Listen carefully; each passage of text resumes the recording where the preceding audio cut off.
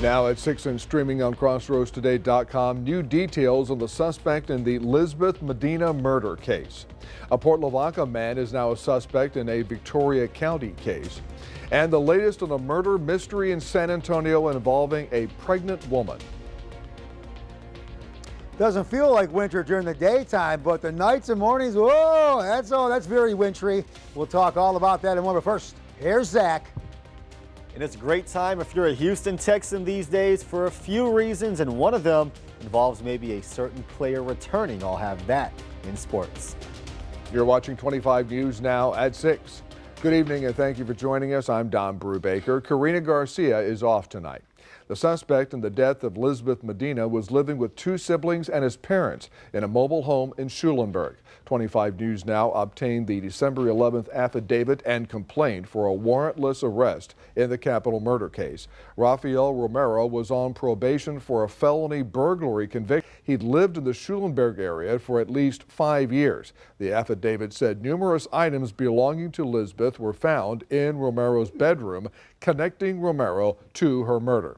Romero remains at the Jackson County Jail in lieu of $2 million bond. More information on our website, CrossroadsToday.com.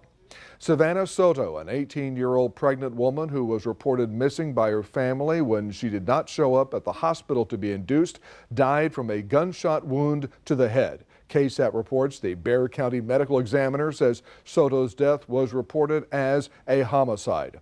Soto was found dead in a car with her boyfriend, 22-year-old Matthew Guerra, Tuesday afternoon outside a San Antonio apartment complex. Authorities said it appeared as if the bodies had been there for 3 or 4 days.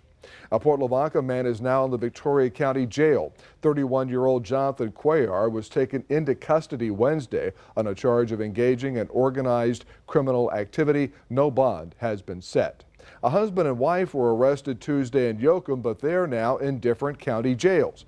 59-year-old Calvin Williams was arrested, charged with engaging in organized criminal activity. He also faces a credit card abuse charge from August. Williams is in the Lavaca County Jail in lieu of $75,000 bond.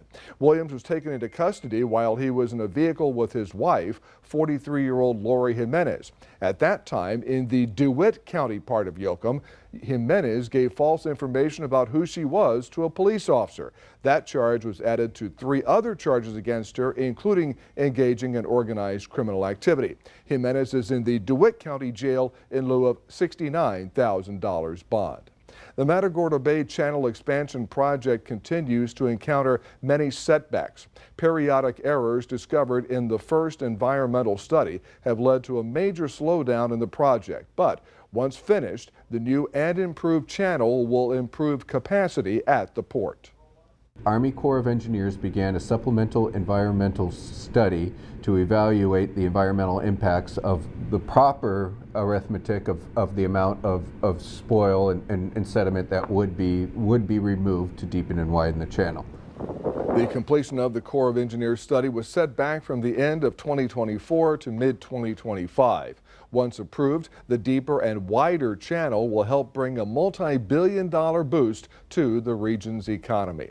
Now let's take a first look at your forecast. In for First Warn Storm Team Chief Meteorologist Mac Pettis, here is meteorologist Howie Gordon. Howie, I tell you what, this kind of weather, it would also be a great boost to the area economy. Beautiful weather for the last days of 2023. We've had some fantastic days, Don, from your opinion and my opinion as well. Temperatures in the 60s and the 70s with lots of sunshine, winds for the most part on the lighter side. But the caveat to it all is, yeah, at night we're cooling down. You know, it might not feel like winter in the daytime, but then you get temperatures like this. Temperatures dropping down into the 30s. This could probably be our chilliest night of the season tonight and tomorrow night, Friday night. We're going to see some outlying areas. Yeah, I think we'll fall probably down to 31, 32, or 30 degrees in some of those spots. The daytime's looking pretty good. It's just we got a couple of chilly nights ahead and a nice warm weekend before we cool down next year. But we'll be in the 40s this evening. Again, dropping down into the 30s. We'll talk about our cool nights and what's taking place next year coming up very soon, Don. Howie, thank you. Harris County deputies have identified the suspect in a standoff that shut down the Interstate 10 East Freeway in both directions on Wednesday. KTRK reports authorities identified the driver as Trinidad Cutshall and said he will be charged with felony evading. The dramatic standoff caused traffic backups for several hours. Officers used gas, non-lethal weapons, and even a canine to try and get him out. When all that did not work, a tactical team pulled him out. Cutshall suffered cuts on his face during the standoff and arrest. 6 people were killed in a 2-vehicle wreck on a North Texas highway Tuesday. Residents there say that highway is dangerous. They teach us the first stage of grief is denial. I can't digest him. He's no more. And that denial is apparent as Rakesh Bari talks about his little brother Rushil, one of the 6 people killed in Tuesday's tragic wreck in Johnson County. It's so hard to take. Like, he's my half. He's my half. Rushil was behind the wheel of a minivan traveling down 67 near Nemo. His passenger seat filled with family from out of town. His cousin Lokesh, his wife, and their 2 kids, just 9 and 10 years old, visiting from Georgia, and Lokesh's in-laws from India. Investigators believe a 17-year-old heading home to Glen Rose with a friend tried to pass them illegally and drove head-on into their minivan. Officials say out of the 9 people in those 2 cars, only 3 had seatbelts on. Lokesh and the 2 17-year-olds were the only survivors. 2 other people that I've known in past years have died right here also. Chris Snyder lives right off that stretch of highway and has long called it dangerous. Because it's 65 and I run 70, so I'm guilty by 5 miles an hour, but there's a lot of people passing me. I don't see the highway patrolman as often as I used to see. TxDOT is preparing to take some of his land and widen 67 to 4 lanes, adding a wide grass median that should prevent head-on collisions. But Snyder says, in his experience, poor driving here is just as much a factor. Considering the severity of this crash, the survivors in this are truly lucky to be alive. We know that 2 of them are being treated here at Texas Health Harris Methodist Hospital, the 3rd at another hospital here in Fort Worth. All 3 of them have serious injuries. In Fort Worth, I'm Janelle Fort. Just one day after buses brought asylum seekers to the city of New York, another group of buses came in Wednesday night. Their arrival coming hours after Mayor Eric Adams issued a new executive order requiring buses to only arrive between 8:30 in the morning and noon, after giving the city 32 hours prior notice. In the past month, nearly 15,000 migrants have arrived in New York. 7,200 asylum seekers getting to the Big Apple in the past 2 weeks. 68,000 are currently in city shelters. New York City is beefing up security ahead of the iconic Times Square New Year's Eve celebrations. Every year, the city adds more patrols during this time, but this year, there's safety concerns amid the Israel-Hamas war and recent protests across New York. It's one of the world's biggest New Year's Eve celebrations. Watching the ball drop in New York's Times Square.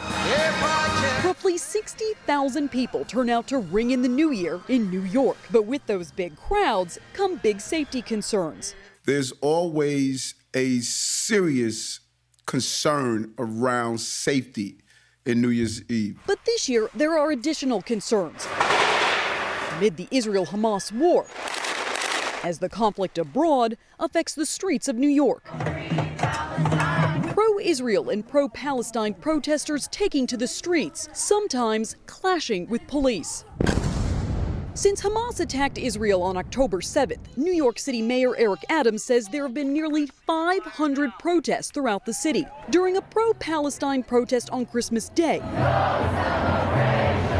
Adams says NYPD called a level 3 mobilization, the second highest threat. These are very volatile situations. Last month, during the iconic Rockefeller Center tree lighting, which is nationally broadcast, protesters swarmed the area. The police department did an amazing job during the tree lighting to mitigate any form of major disruptions. With all eyes on Times Square ahead of New Year's Eve, NYPD is worried protesters could once again try and disrupt this high-profile event. NYPD will be using drones to monitor New Year's Eve crowds, vehicle scanning devices, and radiation detectors to make sure the new year rings in safely. In New York, I'm Jen Sullivan reporting. And as the New Year's holiday approaches in the Crossroads, we checked to see if any ride-share possibilities were available and found few had been available. So for your viewer poll tonight, we want to know, do you have a designated driver plan this holiday weekend? Yes, no, you don't drink alcohol, or you plan on staying home. Let's look at those numbers. 6% say yes, 37% say no. 26% say they don't drink alcohol, and 31% say they're going to be staying home. Hey, we thank you for voting. We want to hear your opinion. Come to crossroadstoday.com/vote to take part, and I'll have an update on 25 News Now at 10. Diversity offices on college campuses in the state will soon become illegal as 30 new laws are set to go into effect. You can read this Texas Tribune article on our website, crossroadstoday.com. Remember to subscribe to our YouTube channel, Crossroads Today. Hit the like button and click the notification bell. Stay with us. Coming up on 25 News Now at 6, a Confederate monument is removed from a major city in Florida. Also ahead, the weather in the Crossroads is great. The weather in the Northeast, not so much.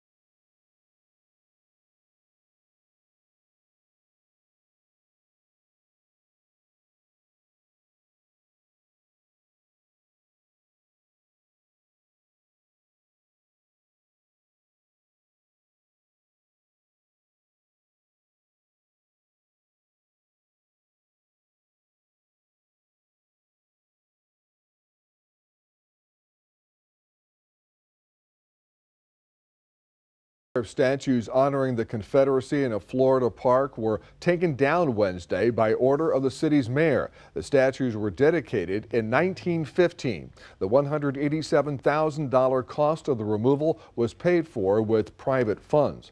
The removal was criticized by the city council's president, who said the mayor exceeded her authority by removing the statues without the council's approval. The city attorney said the mayor did have the authority because they were located on property controlled by the city.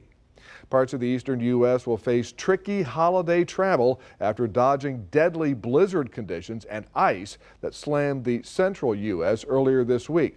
A flood watch is in effect for more than 10 million people across the Northeast. That weather threat coming as a low-pressure system moves eastward after slamming the plains with a winter blast. We continue to have new problems that arise. So we'll fix one area and another problem shows up. Crews from no less than 8 power companies are still working to restore electricity in parts of North Dakota and Minnesota after a Christmas week ice storm toppled hundreds of power poles there. There's a lot of power lines that are down. It's going to take a long time to put those back up. So time, it's going to take a lot more time than we originally thought. For some customers, the lights may not be on again until this weekend. For others, it might not be until next week. Our entire crews have been out working. We have a lot of support staff out there doing assessments. So it's really unknown at this point how long it will take to restore all of the members. Meanwhile, in South Dakota, snow cleanup is underway after the winter wallop created hazardous road conditions this week. Colorado also getting hit with a wintry blast that made road travel treacherous. The severe winter weather that swept across the plains, upper Midwest, and up into the Northeast is also adding to air travel headaches during one of the year's busiest weeks. I'm Reed Binion reporting. We're going to warm up and then cool down, but not as bad as what you just saw. We'll talk about it coming up in just a moment.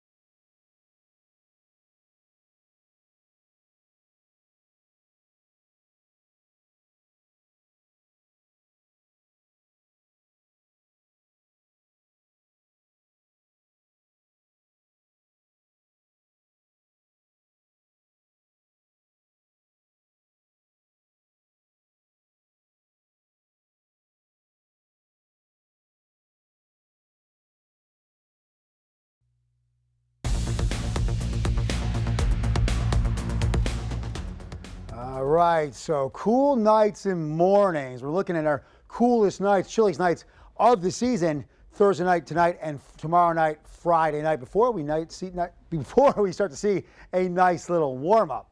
So warmer this weekend, that's what I was alluding to as I try to talk here, get the marbles out of my mouth. Cool down, though, for next year. Next year is just a couple days away. All right, what happened today? Okay, recalibration, 63 degrees, almost where we're supposed to be. We were 75 on Christmas Eve day. Then that boundary knocked us down, and then we've slowly warmed up a little bit during the daytimes, but the night times have been the tough ones. We're going to go into that in a second. Back in 1921, 83 degrees. So what's going on? Let's break it all down. Cold fronts pushed through. High pressure delivered the cool, dry, sinking air down from the north. With that air moving in, that sinking air, that is basically gets rid of clouds for us. Clouds like to go up and have a nice lift and develop clouds and rain, but no, we're seeing a push-down effect with the high and that cool sinking air. And what does that mean? Okay, so limited cloud cover. The sun comes out, warms us up pretty nicely for this time of year, but then overnight, all the heat we had escapes into the atmosphere, and then that cold, dry, sinking, dense air continues to sink. So if you're away from the water, and then in lower lying areas, I guess valleys, we don't have huge valleys here, but then that cold air continues to drop down and sink. So you'll get colder areas where the ground level starts to go below sea level. But this is what we're looking at. 34, 35, some of these spots potentially could drop down to 31, 30 degrees. So yes, you're away from the water, you're in lower lying elevations, you're going to see some of our coldest weather of the season. We're going to see the coldest weather of the season, but other areas looking to get a little more chilled down, if you will, when you're further away from the water. Daytime's not looking too bad, maybe a little bit below normal, below average. With sunshine, that is not bad at all. But yeah, some of our nights getting down on the chilly side. And as these numbers have come down, yeah, this moisture, these higher dew points, yeah, very stuffy in the summer or when it's warm, but that stuffiness or that moisture that holds the heat, so you don't see temperatures dropping as fast or as low overnight. But we're not having that moisture, so yes, we're seeing these temperatures drop down into the 30s. Okay, so high pressure moved in the other day. It's slowly moving off. High pressure now is continuing to push in again from the northwest. That is allowing for ample sunshine.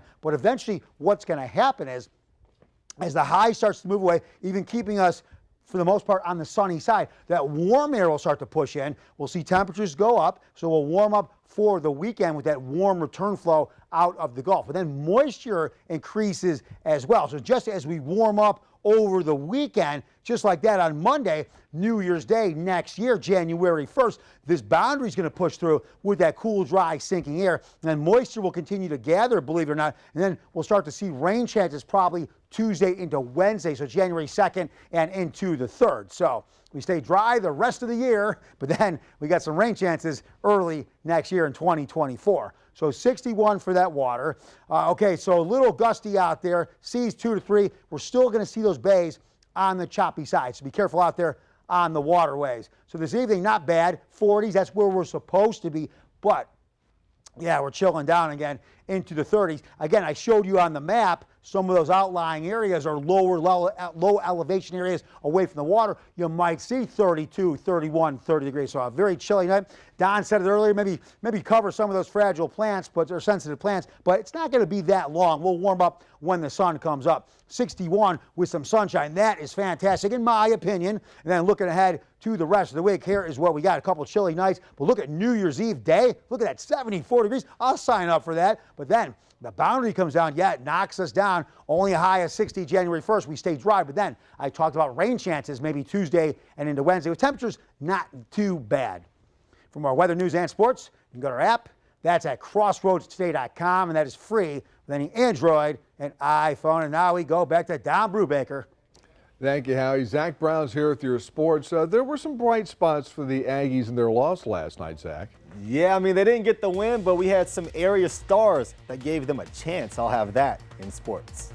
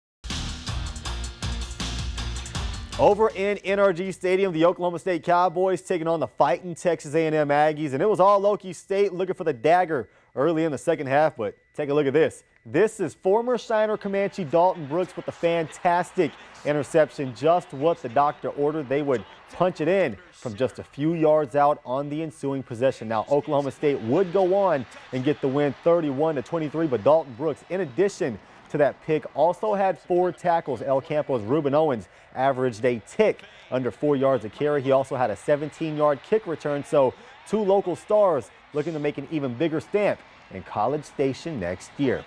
But you know who else is playing at NRG Stadium this week? The Houston Texans, who are welcoming the Tennessee Titans. And it's a great time to be a Houston Texan. Andre Johnson just named a Hall of Fame finalist. They're in the thick of the postseason race. And earlier today, C.J. Stroud has officially cleared concussion protocol. He has not been named officially the starter for Sunday's game. He spoke to Houston media today saying he's happy to be back and excited just to be able to do his job again. His return, or his likely return, couldn't possibly come at a better time. If the Texans win these last 2 games, they will make the postseason and they still have a shot to win the division. So we got all this talk about the Texas Bowl, the Houston Texans, but what about the Texas Longhorns? They touched down in New Orleans as they get ready for the Sugar Bowl. That game just days away, January 1st to be exact. Some Crossroads stars on that team. You've got Jonathan Brooks out of Hallettsville. You see him right there with his knee brace on. Then you got Jordan Whittington out of Cuero. He's standing right there in front of your camera. Texas has been telling folks they've been back for a while now. Is this the year? Now here in the Crossroads, 2 of our area teams going at it. You had St. Joseph, who swept their doubleheader yesterday, taking on Tidehaven earlier this morning. The winning streak for the Lady Flyers does come to an end. The girls from El Mayton took the dub and took first place in the tournament. For St. Joe, Maddie Stefka and Bella Mikas led the way with 12 points apiece. For Tidehaven, Micah Riddick put up 22 points in the win. Destiny Atkins had 16 for the Tigers. The girls got right back at it, however, took on Louise, got the win 52-18. AC Miori joined in on the double-digit score. She put up 13. Louise's Madison Grant did a lot of heavy lifting, putting up 11 of the 18 for the Lady Hornets. In the Victoria Classic, the East Titans fell hard to the Cole Cougars. Final score in this one, 73-48. And at 7 p.m., Victoria West will take on Cole. By the way, Cole is who eliminated Edna in last year's deep playoff push, so that's a very good team over there. And the Bloomington Bobcat boys able to handle the Refugio Bobcats 52-34. And Don, you told me about this. Bevo's handlers have announced the birth of a female Longhorn calf just in time for the Sugar Bowl, so they named her Sugar. That's a pretty sweet story over there. That's it for your sports. Don, back to you. That's right, Zach. You know, when it comes to Bevo, I wouldn't steer you wrong. No. All right. Thank you, Zach. And we're back in a moment. Eggs and flour were flying in a small Spanish town as part of an annual festival. This story really takes the cake.